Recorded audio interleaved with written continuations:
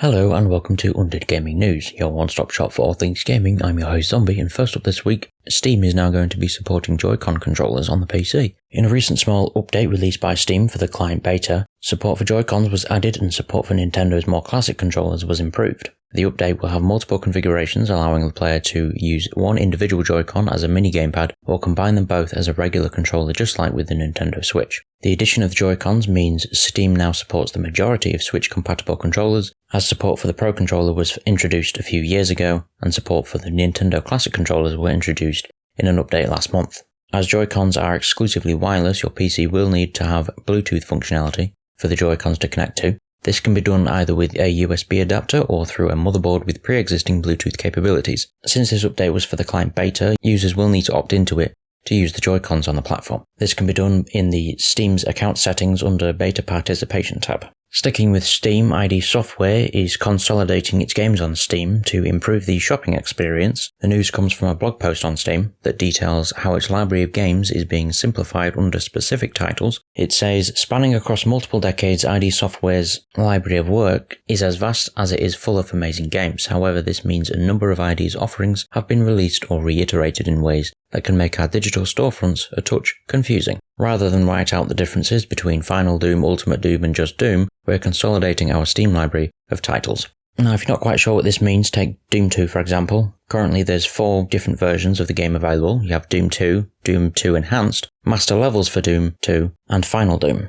With the change, all versions will be available under one Doom 2 install package and can still be launched separately. Plus, with Doom 3, players that own Doom 3 or Doom 3 BFG edition will be upgraded to the Doom 3 consolidated package for free, which includes Doom 3 Resurrection of Evil. As a result of this change, a number of games will be delisted but will remain in installed library listings. Also in the news, we have Marvel Midnight Suns, the tactical Marvel RPG from XCOM developer Firaxis, has been delayed. It was set to come out on October the 7th, but has now been pushed to an unspecified later date. It's speculated to be sometime around early 2023, but that's not confirmed. The delay will enable Firaxis and 2K to ensure that they're delivering the best possible experience for the fans, and this is the second time that Marvel's Midnight Suns has actually been delayed. It was originally set to come out in March 2022, but in late 2021 was pushed into the second half of the year to give Firaxis more time to make the best game possible, with more story cinematics and overall polish. Another game that's been delayed is Ark Raiders, the space-age co-op shooter from Embark Studios.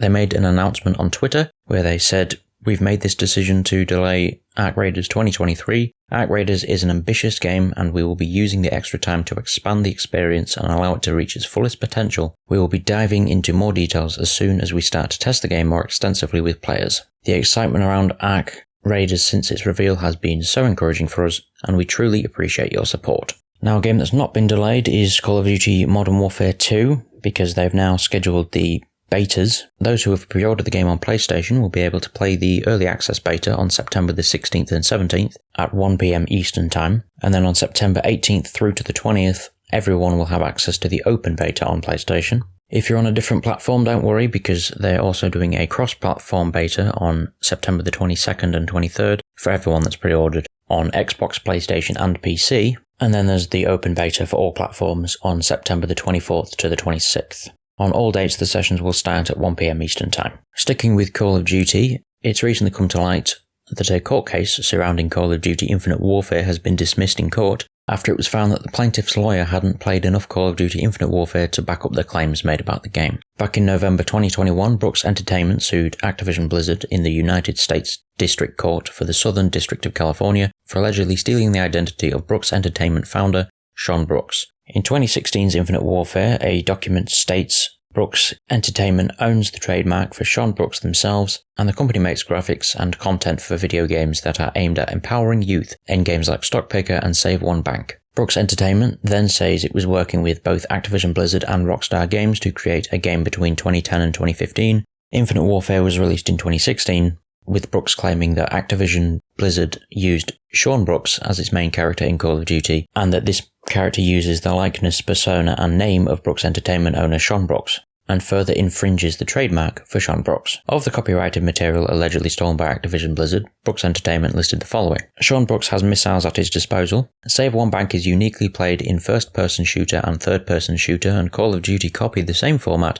and is played in first-person shooter and third-person shooter. Both games are played offshore. The main characters of the games both bring thieves to justice. Those that have played Infinite Warfare will obviously know that Sean Brooks isn't the protagonist of the game, and that the game didn't in fact copy a third-person shooter format, as the game is exclusively in first-person, as it always has been with every Call of Duty installment. But in January of this year, Activision Blizzard's legal counsel told Brooks Entertainment's legal counsel that the complaint contains serious factual misrepresentations and errors, and that claims set forth are both factually and legally frivolous, adding that it would file for Rule 11 sanctions requesting Brooks pay a fine for submitting unsubstantiated arguments. Activision Blizzard also called the claims delusional, with the court recording one of the publisher's arguments as well. Sean Brooks is a common name, and the Activision's character Sean is not Sean, like the plaintiff.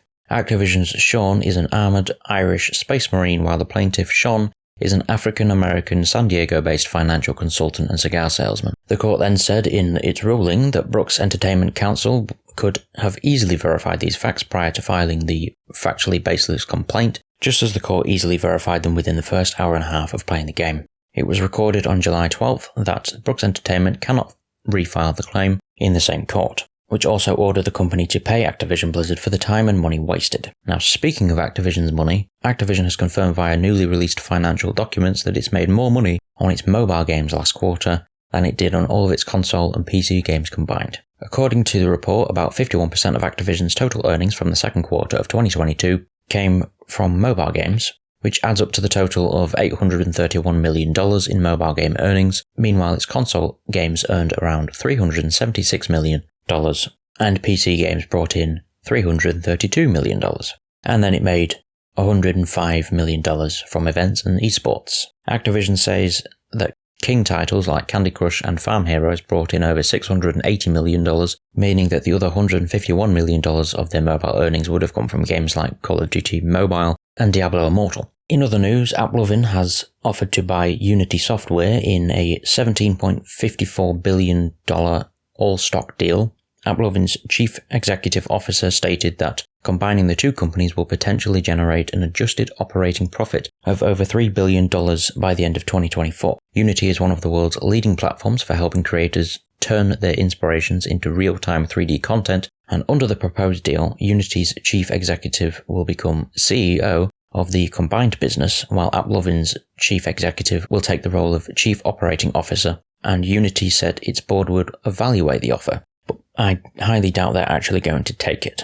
Also in the news is Overwatch, as you won't be able to buy Overwatch loot boxes anymore at the end of the month. In a blog post announcing the Anniversary Remix Volume 3 event, Blizzard quietly revealed that loot boxes would no longer be available for sale at the end of the event on August 30th. You can still earn the regular free loot boxes at the end of the event, and all loot boxes will automatically open before the launch of Overwatch 2, to ensure that you get everything that you've earned or bought. Overwatch 2 will replace Overwatch 1 this October, plus Overwatch 2 won't have any loot boxes at all since it's adopting a seasonal battle pass model instead. And I would imagine that they're taking that route because more and more countries are creating legislation against loot boxes. In other news, we also have Bulkhead splitting with Square Enix.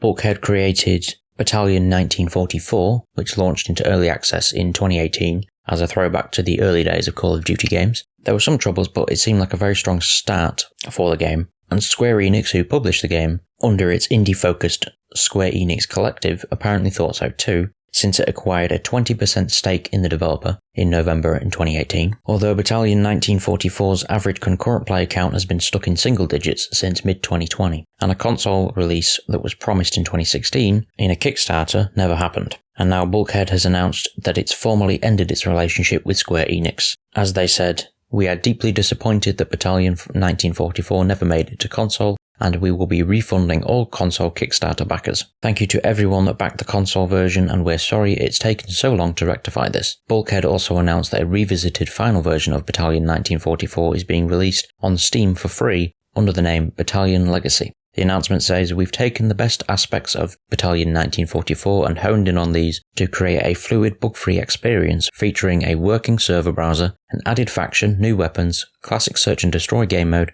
with all weapons available, complete UI rework and visual overhaul. Battalion Legacy is the culmination of work consolidated into one old-school experience for all to enjoy." The added faction they refer to is a British faction that is now playable. The reaction to the announcement of Battalion Legacy has been mixed. A few are unhappy that Kickstarter backers will be getting their money back, but those who purchased directly from Steam cannot. And I would assume that those people are perhaps overlooking the fact that Steam buyers got a copy of the game, whereas the Kickstarter backers were funding a potential console copy, and since it never came, that's why they're getting their refunds. As for the future though, Bulkhead is working on a new Unreal Engine 5 powered FPS called War Dogs, and it's got another project in the works that they will have news on later this year. They just wanted to finally close the chapter on Battalion, as it no longer represents the quality bar that they're aiming for as a team and company, both in ability and direction, despite being proud of what they have achieved with Battalion. And for now, Battalion 1944 remains available for purchase on Steam. However, the free upgraded experience, Battalion Legacy, will be released on Steam on August the 16th.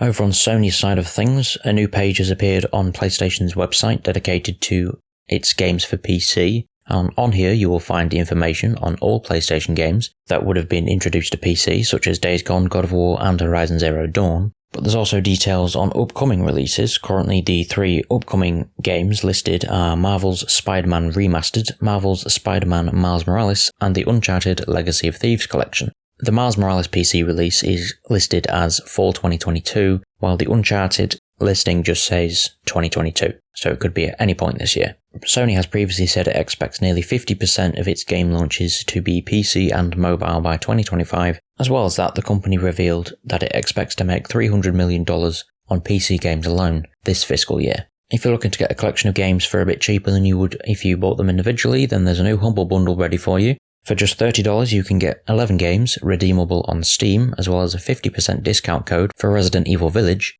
The games in this bundle are Resident Evil Revelations, Resident Evil Revelations 2 Deluxe Edition, Resident Evil 5 Gold Edition, Resident Evil 0, Resident Evil 6, Resident Evil 4, Resident Evil 7 Biohazard, Resident Evil 2 Remake, and the Resident Evil 3 Remake. The bundle is called Resident Evil Decades of Horror and is live now. But that just about does it for everything we've got for this week. If you have any thoughts on anything covered, please leave it in the comment section below, and I'll see you next week. Goodbye.